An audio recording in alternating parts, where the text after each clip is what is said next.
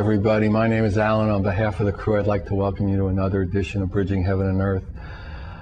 You know, when I was just sitting here and the opening was on and I was listening to it and watching the video of, you know, the little boy and I playing and laughing and singing and realizing that what do people want of every race, of every creed, of every nationality? Do we want to own another piece of land, another car? Do we want to be a certain religion? Do we want to be a Buddhist? Do we want to be a representative of a certain country or whatever? But really, as human beings, I mean, as simple as it seems, we really want to be happy. We want to know the joy of living. We want to experience every day that love, that joy, that bliss in this life. And the question is, how can we do that? How can we do that on a consistent level and on a consistent basis? How do we know that inner knowing, that truth, that thing that connects us all? That every religion, at the heart of every religion is talked about, is that love, that connection, that God, that truth, that transcendental experience. And that's really what, as every human being, no distinction and no exclusion, wants to know that experience, that truth.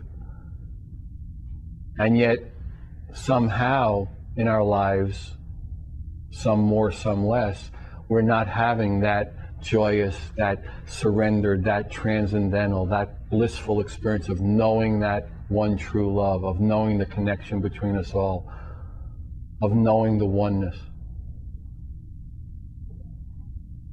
And one of the things that came to me that prevents this for all of us, again, to one degree or another, is our knowing, our thinking we know.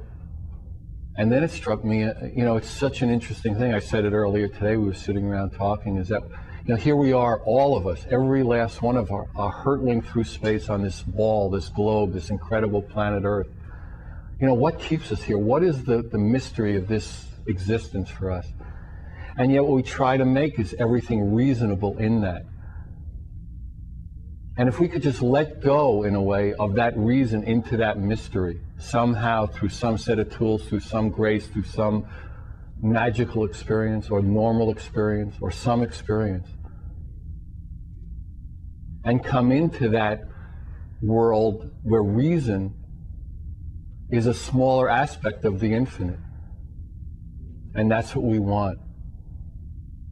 So tonight we have somebody who literally, I mean, as long as I've been involved in the spiritual path, he's been involved, and he's been involved in things and been in the forefront of bringing people into that recognition, bringing people beyond reason into that love. He's perhaps best known for his world-famous Harmonic Convergence. He's the originator and father of the Whole Earth Festival. And probably just by saying that, you know I'm talking about José Arguelles. And he's been involved in these things for so many years. He's done pioneering work with the Mayan Calendar. He's the author of two extraordinary, I think 3 or 4 extraordinary books, but the 2 latest ones, I think, are maybe the 2 most well-known, are the Mayan Factor and Time in the Technosphere, which is a new one. He's the director of the Foundation for the Law of Time. And he has so much information to share. And he's telling me today he's got like a 10 or 12 or 7 volume set that's just full of information that would blow the mind, that would blow the reason, the way we look at it, the way we experience it, most of us. And he flew in from Oregon, and he's flying out tomorrow just to share that love and share that information and share his gifts with us. So we're just completely honored to have him here with us. And we also have 2 extraordinary music videos that have never been shown before. This group from Denver, we just got to know them. They sent this beautiful music video, Twinflame, out of Denver. So we're going to show 2 amazing videos from them. So as we normally do, join me in a short meditation, then we're going to have the first video, and then we're going to have José doing the we'll talk to him about his books and his ideas and his love and his consciousness. So I see that we have the flowers there. So just join me in a short meditation. Just relax, settle in, and we'll be available to do the video, and then Jose is going to be with us.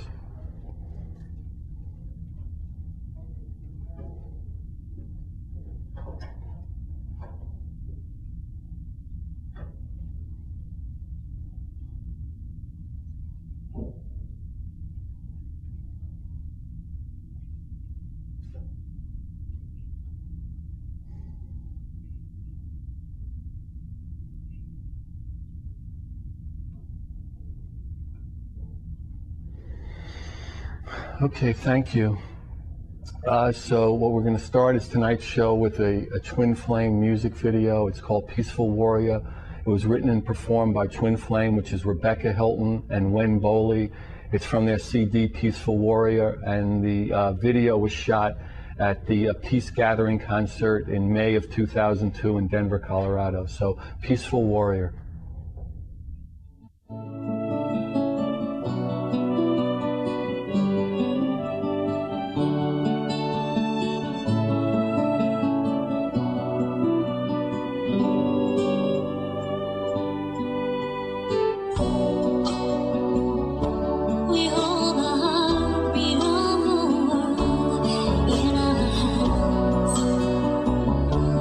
Broken wings, you know we can.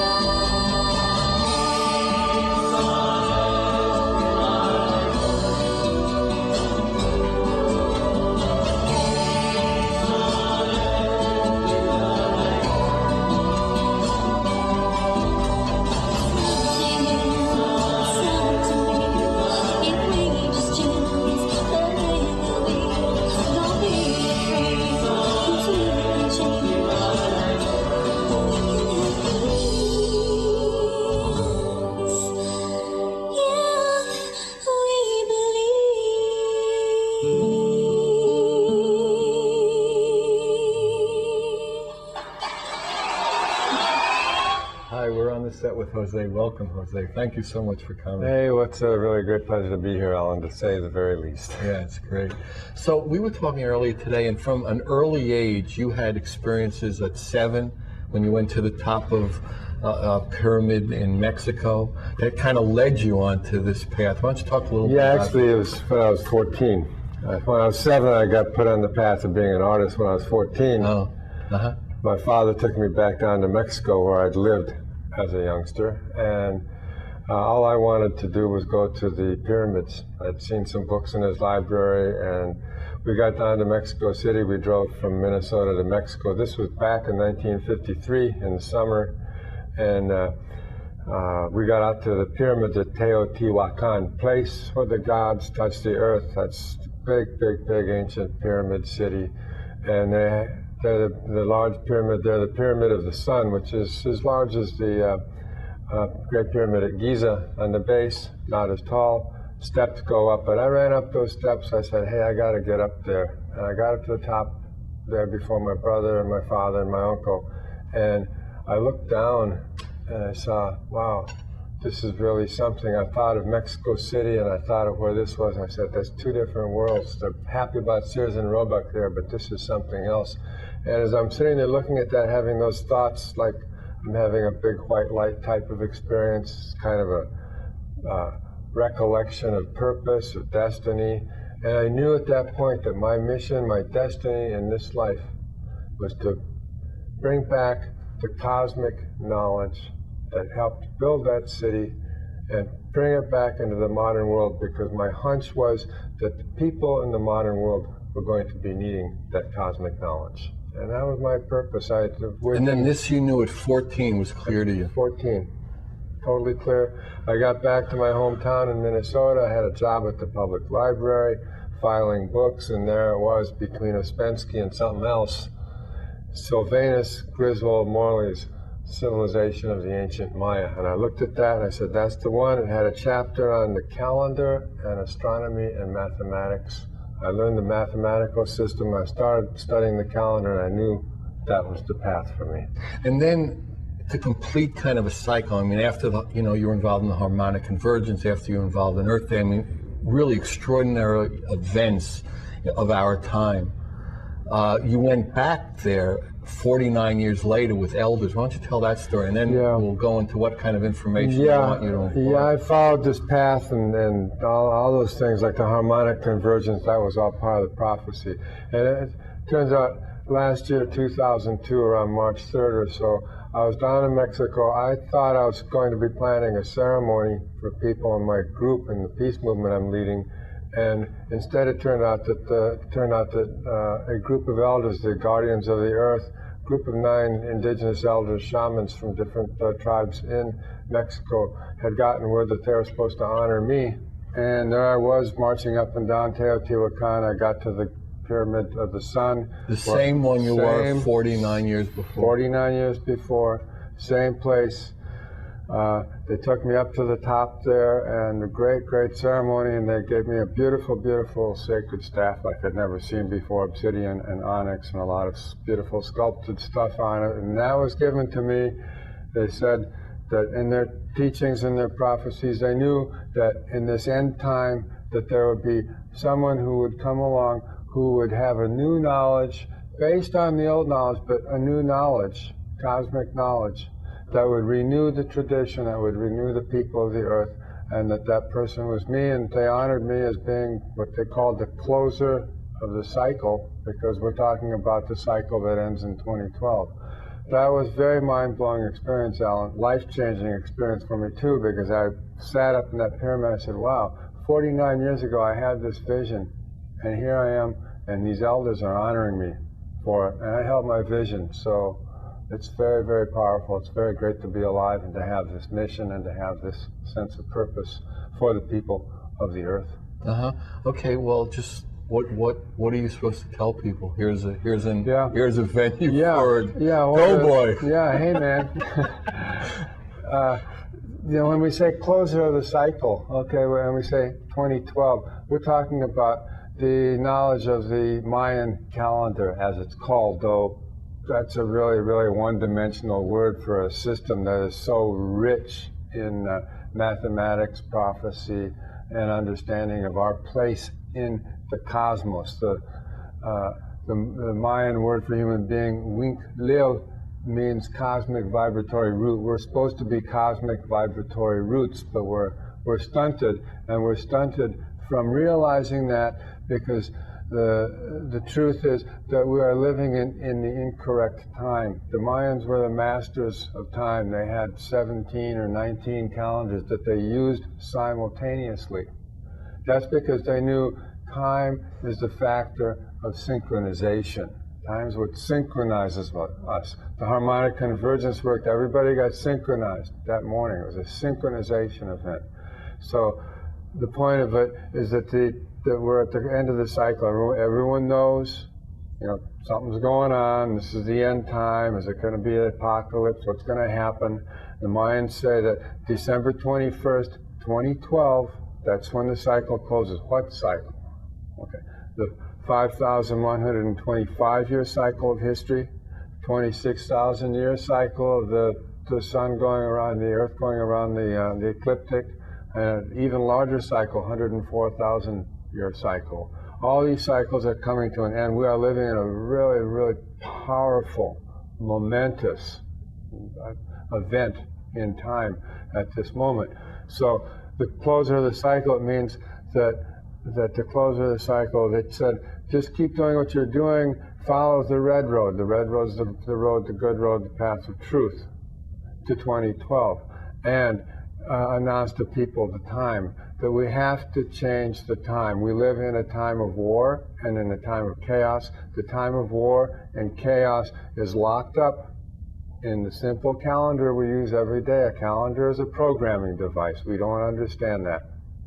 And if we're going to make it to 2012 in peace and harmony with justice for all, we have to change the time. It's a big test for us humans to be able to do that. And the means of changing is to change the calendar. We have to go from the irregular Gregorian calendar. A calendar is a standard of measure. If you have a standard of measure with units that don't correspond, the weeks and the months don't correspond, the months are uneven, it drives you crazy, actually.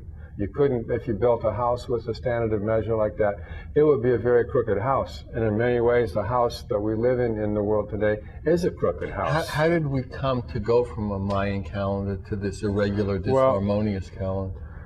This, you have to look at it this. The Mayans were in the New World, and the Old World was dominated by the Babylonian civilization and the Babylonian concepts of time, which are based on 12. The Mayan concept is based on 13. Before history, most people used a 13-month calendar. The Mayan prophecy that I decoded, the prophecy of Valum Votan, who was buried in the tomb at Palenque, says that the means of changing the time is to go from the Gregorian 12-month calendar to go to the perfect harmonic perpetual 13-month 28-day calendar. The Mayans used that calendar among other calendars. The Aztecs used that calendar. The Druids used that calendar. The Incas of South America used that calendar. It's the universal calendar.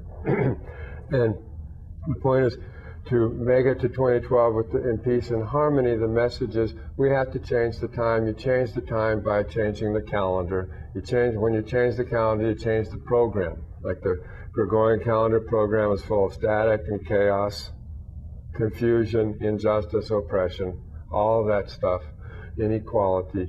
And if we change that, we go to a calendar that is perfectly harmonic, perfectly perpetual. Every month is 28 days. Every month has 4 perfect weeks. Every month starts on Sunday and ends on Saturday. Every year starts on Sunday and ends on Saturday. Then we reintroduce harmony as the fundamental program of our life.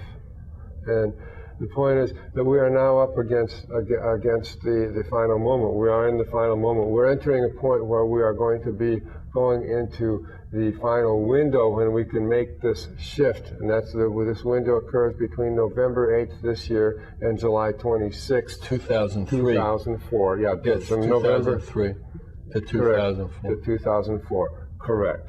And so if somebody's watching this show after that date, either it's been done. Yeah, well, you gotta get with it now. Get it out now. Right. Yeah. So, and then July 26, 2004. That's the moment of what we call the big calendar change. That's when we were going to be beginning this shift in human consciousness, going from irregular mechanistic time to harmonic, perpetual, universal, cosmic time, back to natural time, back to the time of the cycles of the universe. Right now, the human species is the only species that's out of joint.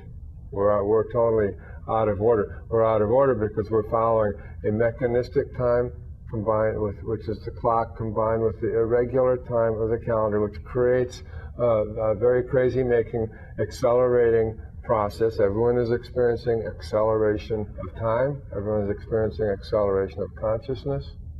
Was there any disharmony in the Mayan or the other civilizations that use that? I mean, it seems like there's been disharmony. There's been disharmony, and there are different reasons for that, that there have been introduced levels of disharmony, but in a fundamental way, when we look at the civilizations that use this, that were following this Mayan timing standard, that there's a very, very much higher level of harmony that we're dealing with, and we're also dealing with a knowledge base that is very, very extensive and expansive. The Mayans would consider our concepts of time really primitive. But like in the people who supposedly were following this, like Atlantis and Lemuria, I mean, they had other problems, right? Were they following the Mayan calendar in that way, or were they on the Gregorian calendar? I think that when you talk about those places, we're also talking, about we're introducing larger issues here besides the calendar. Right now, we'd have to say that the program of the calendar, the Gregorian calendar, is a program that basically inherited from the Roman times, which is inherited from the Babylonian times. Then you have to say, well, that those programs that they were following, where did those come from? And then these are like these were the faulty Atlantean programs and so on that then got resurfaced in this present cycle. This last cycle of time, this 5,125-year cycle of time from the cosmic galactic Mayan point of view, this is the time of the final testing, the final purging of the previous Atlantises, the previous lost worlds, the previous planets that didn't make it.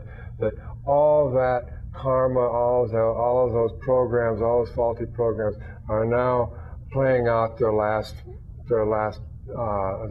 segues here on Earth right now, and they have been playing out because they have been locked into this program, this Gregorian calendar program, and the time. So that's what creates the time. It's created a time like that to have all these programs play out. Everything that we're seeing happening on the planet today is like the final stages of this, and it's a big like cosmic drama. And so the point of the Mayan time, which isn't just like pure Mayan, because we're talking about, it's like saying Thomas Edison discovered electricity. Does that mean electricity is American? Okay, so like this Mayan. We'd like to think so here in America. Some people would. They like to put flags on the electrical wires. Okay, right. Yeah, but so the Mayan time is actually cosmic time. They knew the actual nature of the time of the cosmos, of the galaxy, and so we're at this point here where like we're finishing this time of test, this time of trials, like the human beings have been having their final exam, and they're playing out all these cramming. Yeah, we got to do some cramming right now. Like read my books and you can cram. Okay, right. Read time in the Technosphere and you can cram. The point is that now we're at this final testing point, and we got to till 2012. From 2004 till 2012 is 8 years, and so we have to begin to make the shift, because When we change the program, then we're being given the opportunity to change the program. It's like God is saying, okay, you have this one last chance to change your program, because that's the root of the problem. The reason why you haven't had peace yet is because you haven't understood you have to change the fundamental program. You're locked into a program of time that keeps your minds in a state of disharmony, that keeps you jagged, that keeps you accelerated, that keeps you in stress. Would you say that, I mean, I know certain spiritual paths talk about, a state of timelessness. Yes. Okay, so how does that, is that a more expansive view of it, or is this for like... Yeah, well, the timelessness is at the root of cosmic time. Right. Okay. Why don't you talk a little bit about that? Because I think it's interesting. Because to me, I mean, every mystic, every great mystic, at the root of whether it's Ramakrishna, whether it's Rumi, whether it's Saint Francis, what Huxley called the perennial philosophy. At the root of all that is an experience of timelessness. Timelessness is like what I call vertical time. Yeah, beyond religion. Yeah, but beyond all that, because it introduces a state of mind and being that allows your soul, allows your consciousness to rise and to expand and to transcend the third dimensional physical. Okay, it allows you to go into the fourth dimensional time space.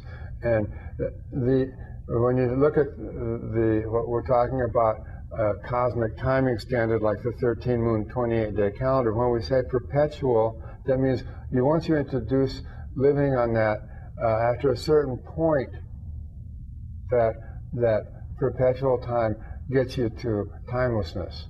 Okay, because there's no distinction. Okay, history is a function of irregular timing standards. Okay, when you get to the point where you're on a regular timing standard. Is it like which came first, the chicken or the egg? I mean, didn't disharmony lead us to pick the wrong calendar, and then the wrong calendar led to more disharmony, and then the cycle of which came first? It's an interesting point, because there's free will and everything is preordained.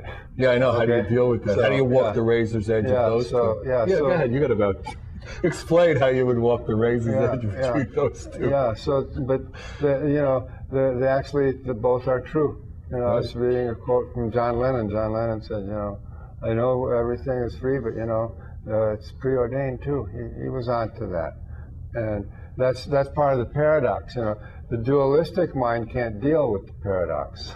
You're going to go into that paradox, is this free will, is this preordained? You have to develop a mind that transcends the dualism of it, and can actually accept that both of those are true. So what you're saying about the calendar is like, at this time, in this state we're in, that is like an important step.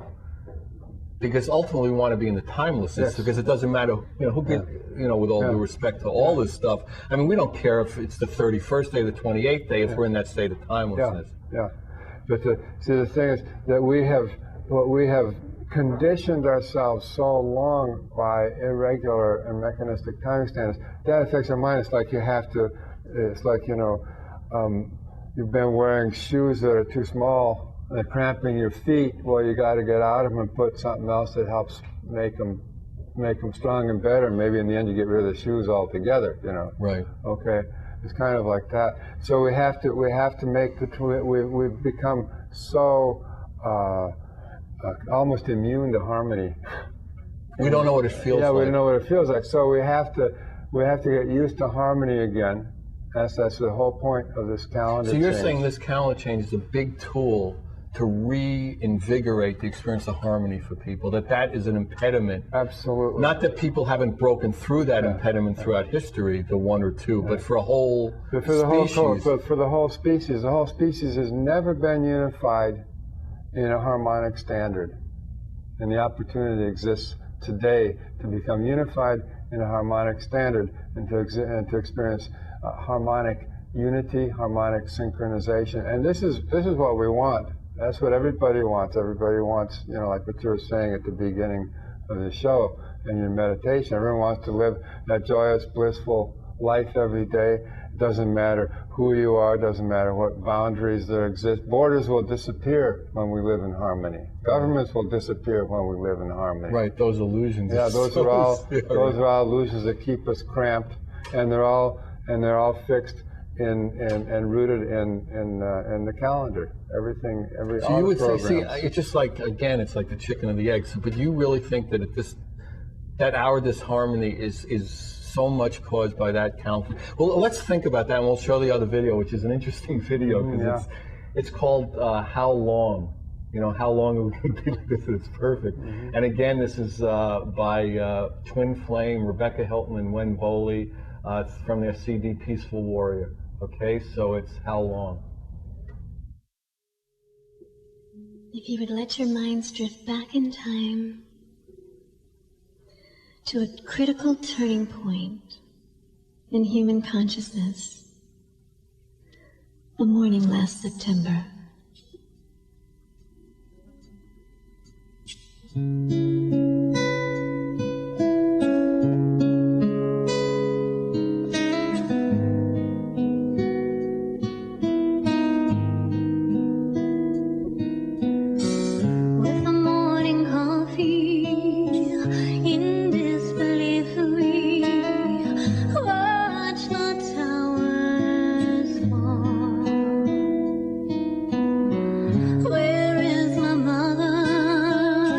Where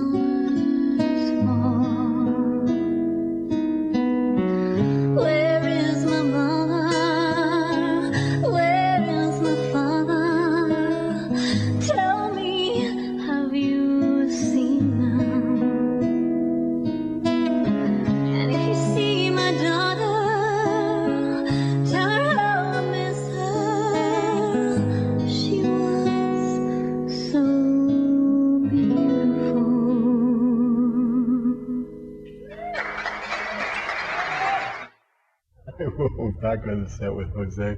So there was a section in your book where you talked about the World Trade Center. Yeah, why don't you start from there? Yeah, you know, in Time in the Technosphere, I wrote that book right after the Twin Towers, you know. I thought about that, and then I realized what was going on, because I realized that this had a lot to do with 2012. And in Time in the Technosphere, I described the events of 9/11 as being the inevitable event. And the inevitable event meaning that all the different forces of history, all the different that had been unresolved, all the different karmic forces, all the different programs that were locked up in the calendar that had, see, when we talk about this calendar, we have the clock. We were talking about the creation of an artificial timing frequency, and the human beings are operating by this artificial timing frequency. And because of that, they have extruded an artificial environment called the Technosphere. Now, the Technosphere lives at the expense of the biosphere. The biosphere is the natural environment of the living environment of the Earth. It's called the biosphere. So the Technosphere is like this large cancer, this large parasite that lives at the expense of the biosphere. There's a certain point at which the biosphere can no longer sustain the Technosphere. Now, the Technosphere isn't just technology, it's the way technology is used and our consciousness about technology. Exactly. It's the whole web of what we might today call globalization, that state of consciousness of globalization, the consumerism, the whole of it. Okay, the Technosphere includes, like, it's the commodities, it's the urban centers, it's the energy, it's the communications, the separation, the transport. Yeah, all of that keeps everything going and creates further separation, further alienation of the human being from nature. All of that is the Technosphere. The biosphere is the natural environment. At a certain point, there's a point at which the biosphere can no longer sustain the Technosphere, and so that begins to collapse. The Twin Towers, the World Trade Center, was described in 1985 by scientists who study and define the biosphere as the hub of the Technosphere. So when those towers went down, it doesn't matter whether it was actually terrorists or who did it, how it happened, why it happened. It happened. It happened. It inevitably happened. It was the nerve center, the pineal gland of the Technosphere was taken out. And the Technosphere has to evolve if the planet's going to survive. Well, it has to evolve back into harmony. It has to evolve back, and so that pointer, that puncture, that was a big puncturing of the Technosphere. So now there's a lot of retrograde, regressive action to try to maintain it, but it's not going to hold because the biosphere is in danger, the global warming, everything else. So what you're seeing is like the Technosphere is slowly going to be coming down. It's not pretty, but it's coming down because it's not the truth. It's not natural. It's not the truth. It exists at the expense of the biosphere. It exists at the expense of the Amazonian rainforest. It exists at the expense of the different species and everything. Right. So it's inevitable. It's coming down. That's why it's called. This is why this is called the end time. And it's coming down because we're headed to 2012. So the point is that we have to just say, hey, it's coming down. No matter how many flags you fly, it's still coming down. So we're saying, instead of flying flags, let's see what else we can do. Let's see if we can do something about it. And the Mayan prophecies say, yes, you can do something about it. Just change your timing frequency, get back with the big universal evolutionary program. You just took a big detour from evolutionary mainstream. You caused yourself a lot of suffering, and some people might be well off from this, but a lot of other people are suffering more and more every day, and you're playing with very dangerous toys to protect a crumbling facade. That's all that's happening. The whole facade of civilization is just coming down. We want to defend it with bombs and wars and so on, but that's not all that's going to do is further the process of it coming down. It's all inevitable. So the point is, We have the opportunity. How many people in the world are for peace? And how many people in the world really are for war? If everyone in the world who exists in the world is for peace could understand this point that we can all have peace if we unify and change the time and say, that's it. We're going into a new time. We're going from a time of war to a time of peace. We're going from a time of fear to a time of love. We're going from a time of chaos to a time of harmony. We're going to solve our problems ourselves, and we're going to enter a new time that is going to reorganize our mind. It's going to reorganize how we function in the world. It's going to reorganize our priorities. Rather than building more things, we want to repair the damage, rather than continuing to exploit and consume all the resources. We want to stop and begin to explore our mind. The human species at this point consumes more resources than it can replace and creates more waste than it can get rid of. That sounds like a perfect. Yeah, you're not going to get very far with that. That's a beautiful balance. Yeah, but that's an equation everyone wants. Yeah, so you're going to run out pretty fast that way, and you're going to die in your own toxic waste on top of it. So the point is, wow, there's a dream come true. The point is, we can get out of that. We can get out of that, and we can be heroic. We can be heroic and say, we can stop this. Let's stop this. Let's. And you say one of the first dominoes that we can do to stop this is to change the way we view calendar time. Yes, exactly. Because the calendar is the macro programming device of a culture, of a society, of a people. In other words, when we say that, everyone in this culture, from the American culture, for instance, say, they're programmed by that. Okay, July 4th is coming up. Big knee-jerk reactions. December 25th is Christmas. If the consciousness doesn't change, again, it's like the chicken and the egg, that it won't be July 4th, it'll be September 3rd where we saved it. It'll change the consciousness. It'll change the consciousness. It'll change the consciousness.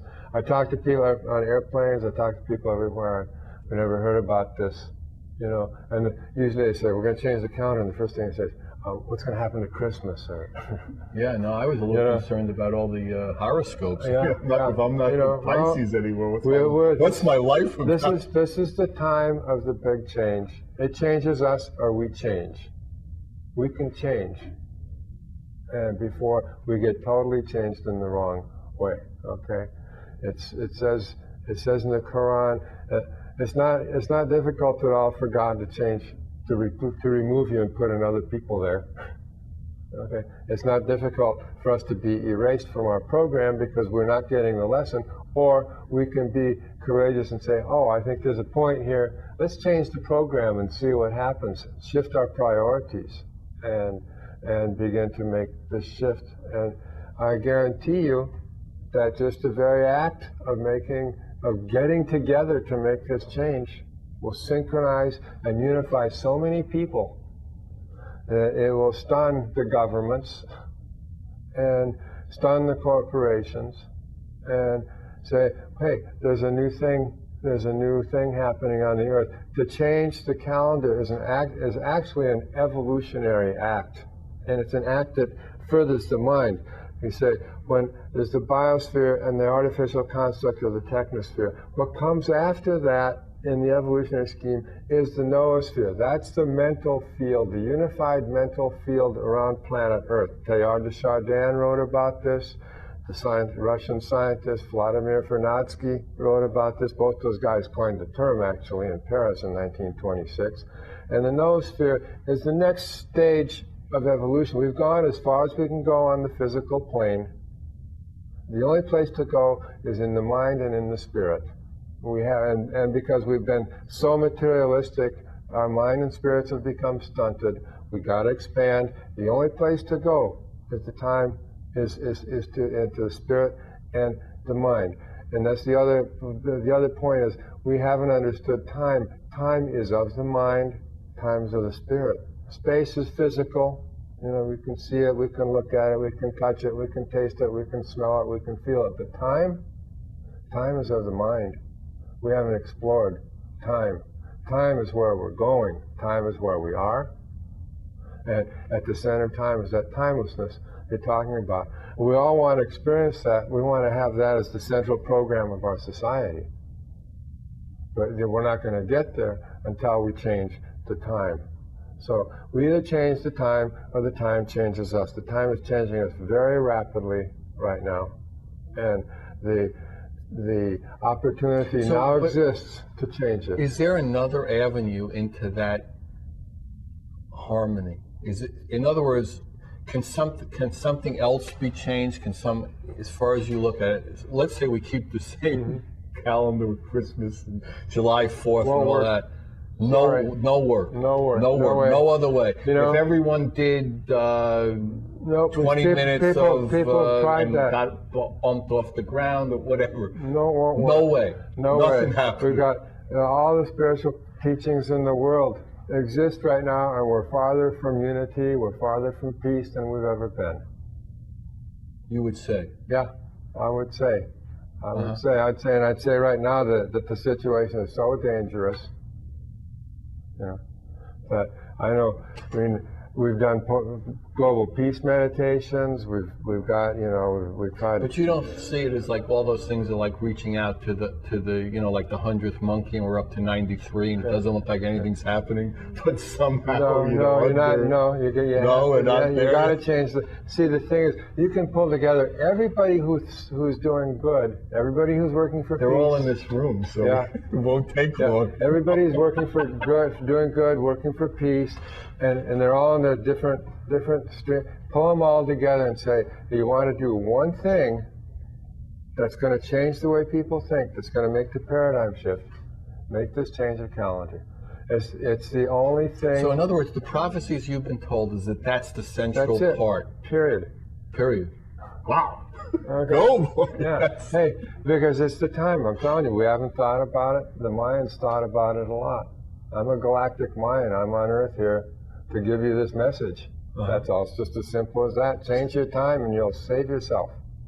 It'll give you something different to do, just to figure it out. It's going to elevate your consciousness. Think of all the people making calendars. They'll be busy as hell. You're gonna change your consciousness.